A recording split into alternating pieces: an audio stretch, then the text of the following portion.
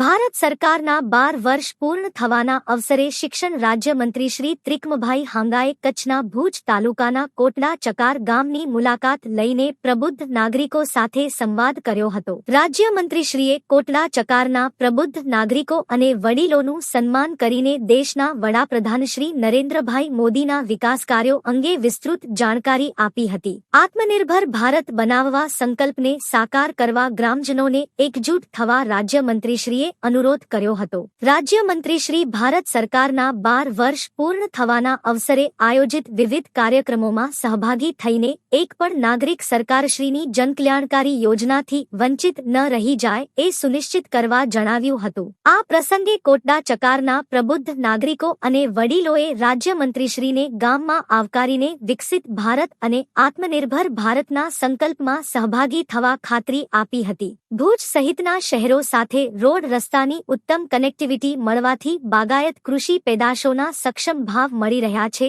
તેમ જણાવીને ગ્રામજનોએ આભારની લાગણી વ્યક્ત કરી હતી. આ પ્રસંગે કચ્છ જિલ્લા પંચાયતના સદસ્ય શ્રી રાજેશભાઈ ચાવડા, તાલુકા પંચાયત સદસ્યશ્રીઓ, ગામના સરપંચશ્રી સહિત ગ્રામજનો, પ્રબુદ્ધ નાગરિકો અને વડીલો ઉપસ્થિત રહ્યા હતા.